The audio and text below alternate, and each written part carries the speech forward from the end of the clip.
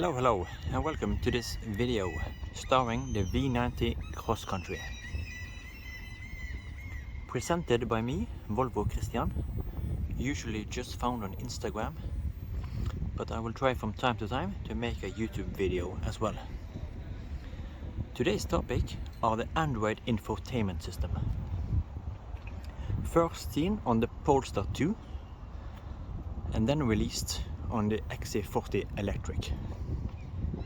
Now for the model year 22, Volvo have also released it for the S90, V90 and V90 Cross Country, in addition to the facelifted XC60 for the model year 22. So we are kicking off with the driver display.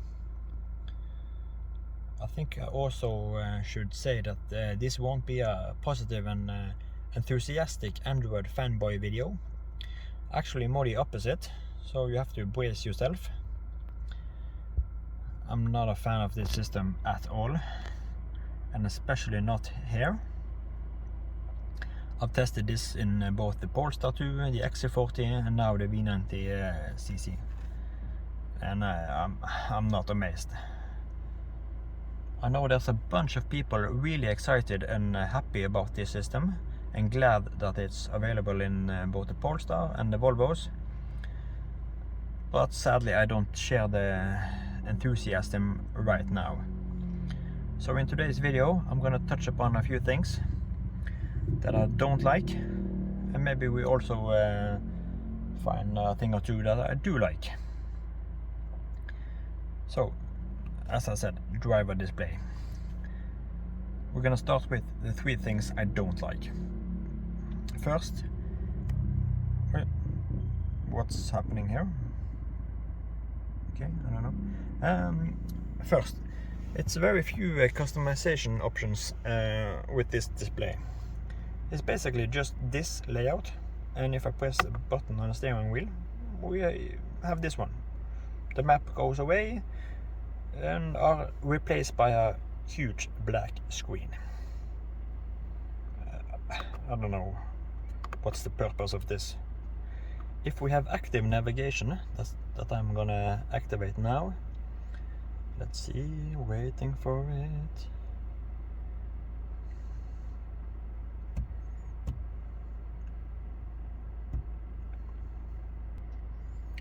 You see here, now I have activated a destination in the Google Maps.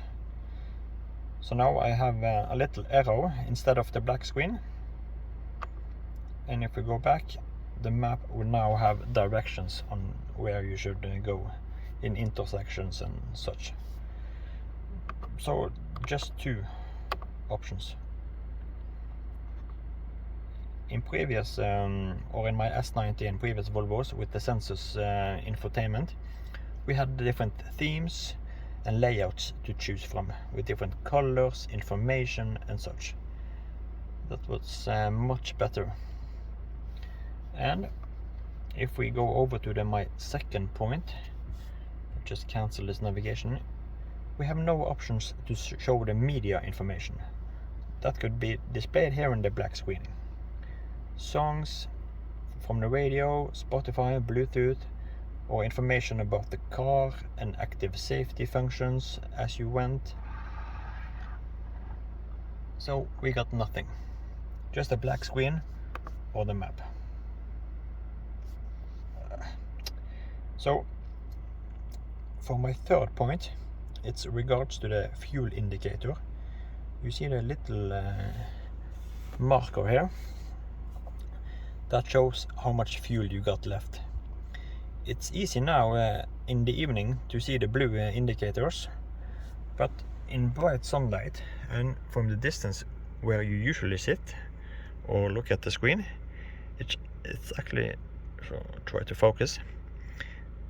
No, it's actually quite hard to see the blue indicators. I can see the white text showing the range, but the blue indicators are really hard to see in bright sunlight or in regular daylight. I think they should have done that differently, maybe with the white indicators instead of blue. Try to get the camera to focus again. So that's my 3 things about the driver display. The lack of customization, the lack of media options displaying, and this fuel indicator. So 3 things. The one thing I do like is actually the screen setup here with the map. I think this is a good setup, and I've been using this basically the whole time. Maybe because this is the only option and I can't see any point of this one, so I'm forced to use this, and yeah, maybe that's why I like it. It's the only real option actually. So that's it from the driver display. And just take a little break in the video to admire the view in Trondheim and the quiet seagull for now. It was screaming earlier. So we are jumping to Bergen for the last part of this video. Before I'm starting with the touchscreen, I'm going to talk about 2 things that's moved from physical buttons and into the touchscreen. And you can ask yourself, is this an improvement for traffic safety, or is this actually a step back? Let's see. First thing, adaptive cruise, speed limiter, and adaptive cruise control with pilot assist. These 3 things was adjusted here with these buttons before. You got the speed limiter to the left, and then you have adaptive cruise and adaptive cruise with pilot assist. And you could see your confirmation here. This you could do while driving without taking your eyes off the road. Just tap activate with the center button, and then you are on your way. The second thing, drive mode selector. Used to be here, but now for the model year 22, that's gone. And where do you adjust these 2 things? Well, the screen. Both of them, press the settings here. Into driving, I will try to get closer here and focus. You see here, slightly hard.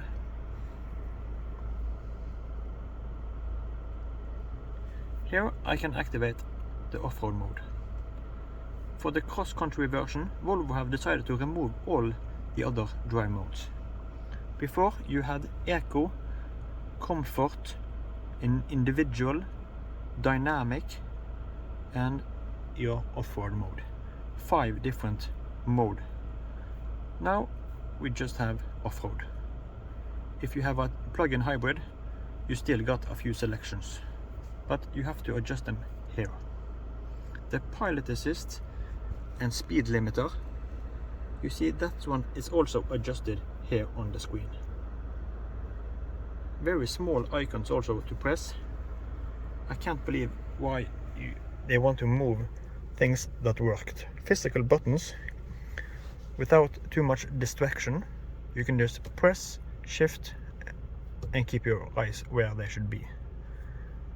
Now you have to touch these small icons here. They're actually quite hard to read out. This isn't good. I have nothing more to say. This is not good. So let's take a deep dive in this screen. You see it's 4 different tiles, same as with the sensors. You got your map, media, your phone connection, and this one are a weird one. We can either see the car status, when the service is due, or like a tire pressure monitor and oil level. Apparently this is very important to have a fast button too. Or you can get your Google Assist with a button. Why do you need a Google Assist button? You can just say, hey Google, and then they are ready for you. Or you can press the fast button on your steering wheel. Do you really need one more button? Or do you really need access to the car status so often? Wouldn't it be better to have drive modes, or your speed limiter, adaptive cruise, or even better, make these climate functions buttons bigger, easier to touch while driving? So this fourth tile here, I can't understand what's the point of this. If we move over to the phone connection, you see here, connect your phone. I don't know how many times I have done this during the last week. And as you see, I have a S21 Samsung with the Android operating system. And this is Android. So you should think that they were best buddies. But I'm constantly being kicked out and have to connect again. Especially when I'm flexing between Bluetooth streaming and listening to the radio, or receiving a phone call, or if I have used the phone on YouTube or Instagram, then I have to connect again. Really annoying to constantly have to do this. This also happened when I was test driving the Polestar 2 that also has Android system. So I can't understand why there's problems in the connection here. With my S90 and the Sensus system, that's never an issue. So they have to do something with this. If we move over to the radio or the media tile, you can see here, and now I'm listening to radio. If I want to change the channel, I have buttons under the screen and I have buttons on the steering wheel. But I can also slide to the right to change channel. But now I don't know what channel I'm on, so I have to slide back. So I don't know why you need so many buttons to change the song. If I go to the left, then I get an extended menu, and I can press here for even more with your music apps and so on and so forth. So that's the media. If I want to change to Bluetooth, I can just press here, and now no media, probably since I'm recording now. And then we go into settings again. I have already touched upon a few things in the driving settings, and we have talked about Bluetooth. Now I'm gonna touch upon a thing that really annoys me, and it's one of the top 3 things that I don't like with this system. And also the drive modes is one of the first, and now we're moving to the second. When you have the Bowers & Wilkins upgraded stereo, you have paid a huge amount for this stereo. So you are a music enthusiast, most likely, and a bit of a music nerd, one might say. And then there's a good chance you want to tweak the music setting just to your preferences. So we got the different stages, concert hall and jazz club. Then we have the studio settings. So far so good. Then we have the treble, bass and subwoofer. But what's missing? Equalizer. Why have they removed equalizer? That was a way to tune and tweak the sound just as you like it. Maybe according to what music you are playing, what type of genre. And now it's removed. I can't understand why Bowers & Wilkins will accept that. I will certainly not accept that. You pay a huge amount for this stereo, so you want to get it just right. And now, for some reason I can't understand, they have decided to, no, that's not important. What to say? So, moving over to the most annoying thing maybe in use, Google Maps. weird thing to say, that sentence. You would think this is an awesome system, famous, and probably the most famous map system in the world, but here it's I can't even say it. It's not good. There's so many bugs with this system. When I was in Trondheim, I was several times driving off-road, just in the middle of like off-road. When I was driving in the middle of the city core and trying to follow a road, suddenly I was in here and the maps were just messing about with me. So, and yeah, another point. When I had set a destination, I will show this in a post on my Instagram account today. I got one time here. It says you will arrive at this time. But when I entered this screen here, I got another time here. And just to make it worse, if I asked the Google Maps lady what time I will arrive, I got a different time. So I got 3 different times of arrival. How hard can it be to estimate when I will arrive? If we try now to add a destination, maybe I have to change to Norwegian, since I now have changed for the system. So we go for language and we flex back to Norwegian.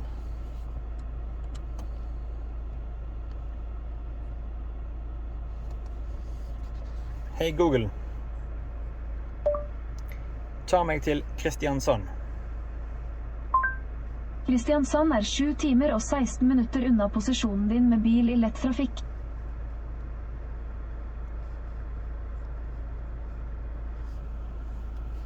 So I press start and now I will get directions down to Kristiansand. Zoom out. See, I'm going here. It says I will arrive in 7 hours and 16 minutes. So what will the time be there then? Now it's 14:28. It says I will arrive 21:43, and that is probably correct. If I add another destination, hey Google, ta meg til Stavanger. Stavanger 4 timer og 54 minutter unna posisjonen din med bil i lett trafikk.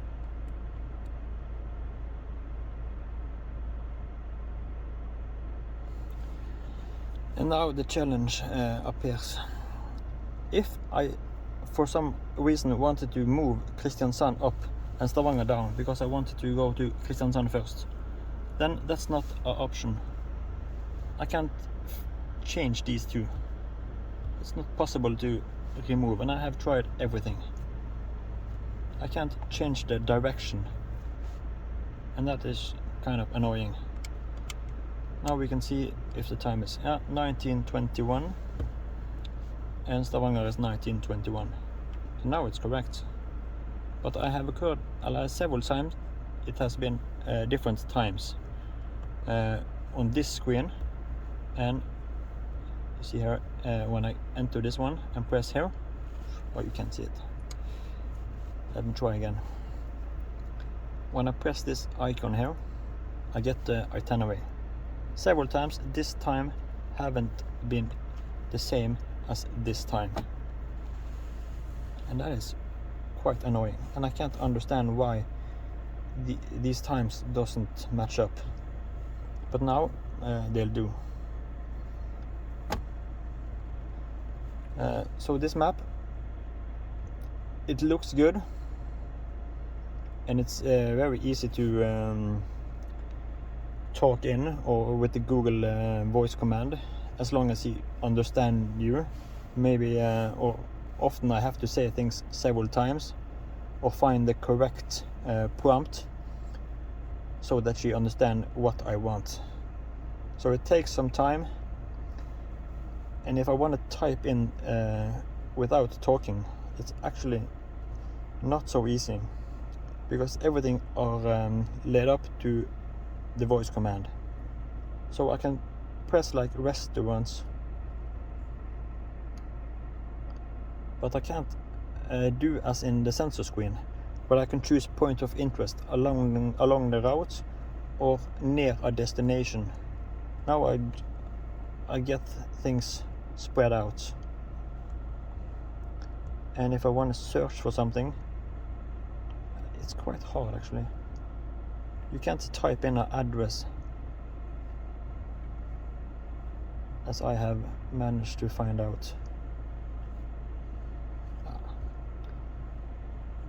It's kind of clumsy, this system. It's all laid up to the voice command. Hey Google, avbryt navigering. So I'm cancelling the navigation. Hey Google, hvor langt det til Stavanger? Hvis du kjører, Stavanger 222 kilometer unna. So how far is it to Stavanger? So you get the correct distance. So in many ways, this is a very great system. But in other ways, it's clumsy, and there's limitations in if you want to change the directions on your routes. Then it doesn't work as one might expect. And when I'm also driving off-road, then the GPS navigation goes mental and directs me in the wrong way because they don't know where I am. So there's much I could say about the flaws I have experienced with the Google Maps, but I think I will leave it with that. Another thing I can add that maybe are connected to the Google Maps is the speed sign assist function. Now it says 50. When I was driving in Oslo on the way south towards the border to Sweden, it's 110 zone, but it was constantly flicking between 110 and 80 all the way back and forward. Really annoying. And the same when I drove north out of Oslo heading towards Trondheim, also there 110 shifting to 80, back and forward, but the speed limit was constant 110. In the sensor screen, if it was bugging, I can just flick and take off the speed sign assist. I haven't found one single spot here to deactivate this speed sign assist function. And I would really like to turn that off if it's not correct. So I think that is it for the Android system. I'm really not a fan of this system.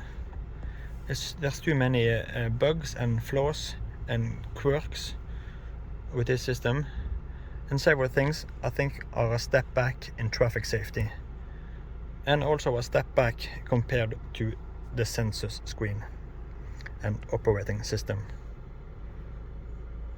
So what do you think?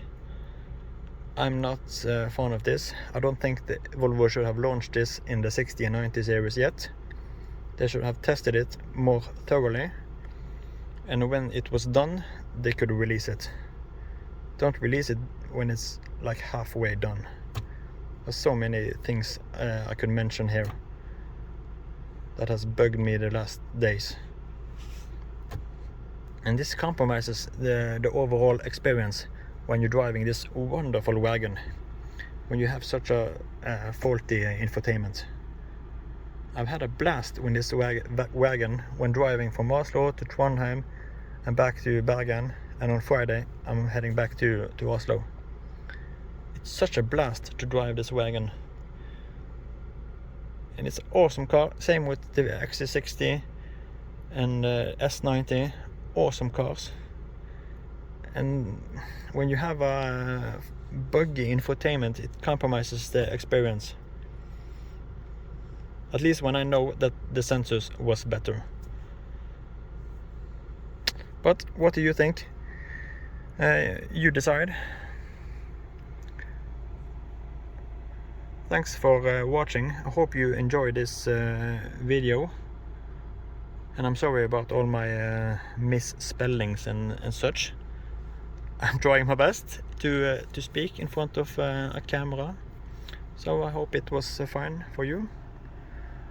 So I'm ending it here. Thanks for watching. Bye bye for now.